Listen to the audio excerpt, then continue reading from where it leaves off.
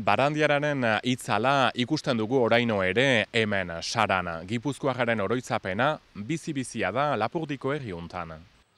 Ataungo semeak lan handiak egin zituen aintzineko istorioaz, eta Euskal Ondarearen inguruan, espainolez idatzi zituenak, euskararat eta frantseserat itzuli dituzte. Aintzineko kontseiluak hasia zeuen lan bat segitu du, iruditu baitzaigu interesanta zela eta Saraintza eta unitzek egiko zuela.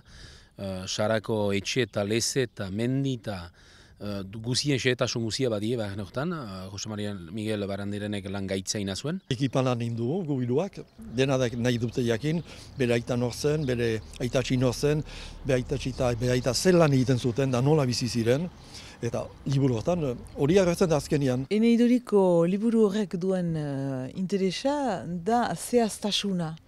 Barandiaranek lan etnografikoa egin baitu herria, zer nahi baita, alor desberdinak biziki hurbiletik miatu dituela, adibidez hartzen badugu laborantza tresnetaz egiten duen kapitulua, banaka hartzen ditu laborantzan erailtzen diren tresna guziak, horien izen batzu guk ahantziak ditugu ere, baina hor berriz aurkitzen ditugu. Ariketa handia izan da, Barandiaranek deskribatzen duen mundua, zinez mundu berezi bat da, laborantzako mundua, erriko baten unibertsuan nahi baduzu.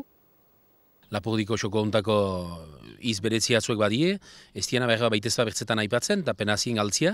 Eta bere ikerketa zorrotza da, beraz hitz bereziak ziren, hitz teknikoak. Deskribatzen ditu eta gainetik analizatzen. Guk batzuetan ez dugu gaitasun hori analizatzeko gauzak, eta berak egin du, eta hori da gauza arrunt importantea bai.